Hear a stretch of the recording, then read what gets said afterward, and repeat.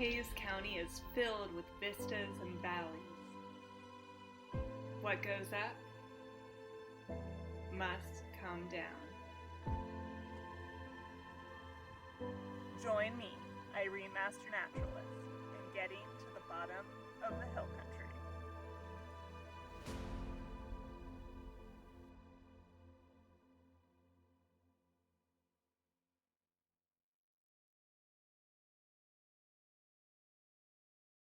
Rainwater collection.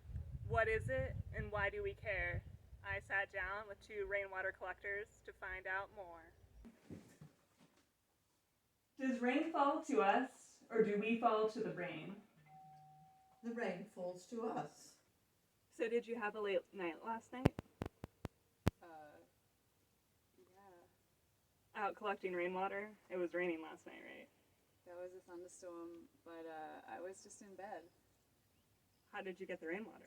So I imagine you have to be quite fast in order to catch raindrops. How do you train for rainwater collection? How do I train? I have a metal roof and it falls on the metal roof and goes into gutters and then goes down a pipe, which goes down another pipe and another pipe into a big tank. Wouldn't it be more efficient just to stand outside with your mouth open? Possibly, but I can't hold 500 or 1,000 gallons of water in my mouth. As a rainwater collector, how do you know when you found a particularly rare and valuable raindrop?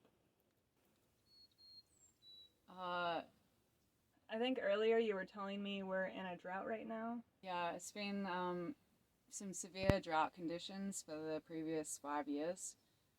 Last year in 2022, we saw less than half of our average annual rainfall. This is really putting strain on the local ecosystems and everything relying on water. Oh my goodness, we need to drill more wells. Yeah, well, I mean, some people may think that, but actually, you know, we've got so many wells going in, particularly in Hayes County. It's one of the most rapidly expanding counties surrounding Austin. And more wells are going in, like more and more straws into that underground Edwards Aquifer. And unfortunately, that's having really lasting impacts on the aquifer. What exactly is a quifer? Aquifer? Quifer, right. What is that? Aquifer. Aquifer, right. Well, Aquifer. Aquifer? Aquifer. So you're saying it's all one word? Yes. Aquifer. Yes. Interesting. So an aquifer, what is it? An aquifer is, in some cases, porous rock, the Glenrose limestone, which is made out of chalk and it has holes in it. It stores water and the water trickles down to a great depth because water flows downhill, right? It doesn't flow uphill unless it meets an impermeable rock which forces it, with pressure, forces it to come up again. And then you would get a spring like you have at San Marcos, where the water hits an impermeable layer and comes to the surface and forms the San Marcos River. If we're collecting rainwater, we're preventing it from even getting to the aquifer. Why is that better? Well, not necessarily, Irene, because eventually as we apply that rainwater over the surface of the ground, you know, water will infiltrate through that soil and through the conduits or cracks in that aquifer and eventually return.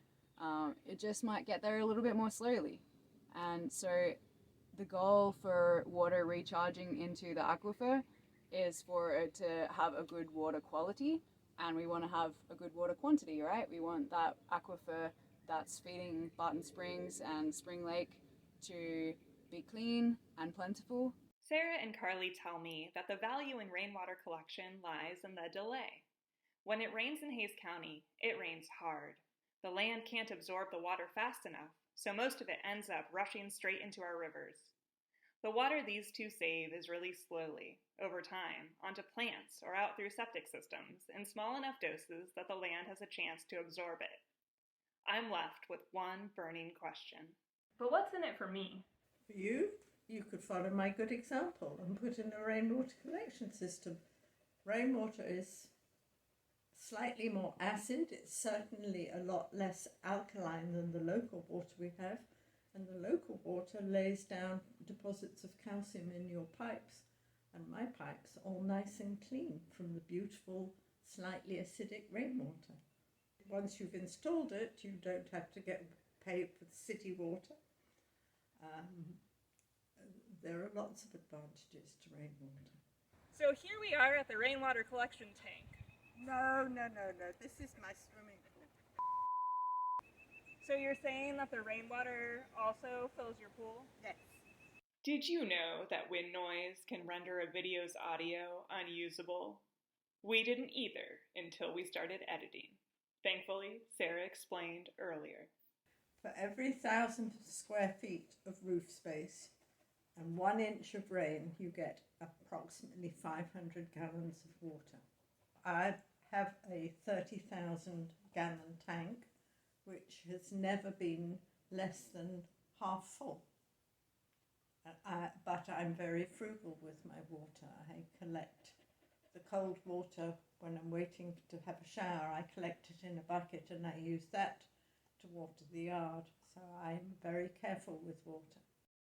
On a fluff journalist income, I can't afford a fancy system like Sarah's, so I went to Karlee. It's pretty important as a land manager to understand how water moves through your land and across your land, and keep that really in mind when you're designing any systems or features. You want to come and check it out? Of course. So when I first came to this spot, this area was a part of a historical driveway, and so it was exposed and compacted caliche. I'm pretty sure there's some serious cast features underneath us here, because when I jumped on it, it sounded kind of hollow. And so any rain event, we would just get a huge amount of runoff, big streams of water coming down the hill here, and there was no soil. Even the subsoil, that really ground up powdery caliche, would just run off, and you know. Hi. Oh, look at you. Oh my goodness. I'm sorry, what were you talking about? Yeah, so a key design feature of the swale is that you're changing the above ground flow to an underground flow.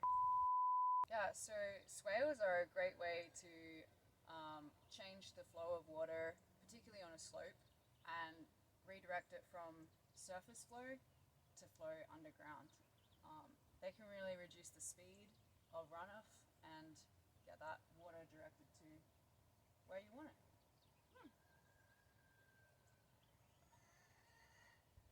I guess you're ready to take that next step in rainwater harvesting. You've put in a couple of swales. The next thing would be the simple rainwater barrel, a rain barrel. You're using gravity to collect water from your roof surface and into the barrel. And rain barrels, if you haven't already taken that step, are a great way to take your home or your farm to the next level of sustainability. Yeah, so this would probably be your next step up from the rain barrel. Start looking at some larger size tanks. This one's a 200-gallon tank, and it's kind of around this size that I started thinking about a couple of other investments into my system, like a small pump to pressurize the system and allow me to use that water on my garden, which was the main purpose for the rainwater collecting for me. Yeah. I guess like collecting rainwater and harvesting rainwater for me has allowed me to see, even in quite a large rain event, like it's easy to use that water pretty quickly when we're spreading it out over the landscape. And what are our priorities with that? You know, I like to be able to obtain a yield and harvest like vegetables that I can eat with my family. But like, is it really worth irrigating lawns and plants that maybe aren't adapted to our local climate? That's something that I start questioning. So I'm excited about this project, but are there any other ways I can save money? Yeah, I mean, all of my project we got secondhand from our neighborhood. Some great neighbors offering up different types of buttering and downpipes, and swapping things, like paying what we can. I mean, you can see there's certainly parts of the system that I will upgrade eventually.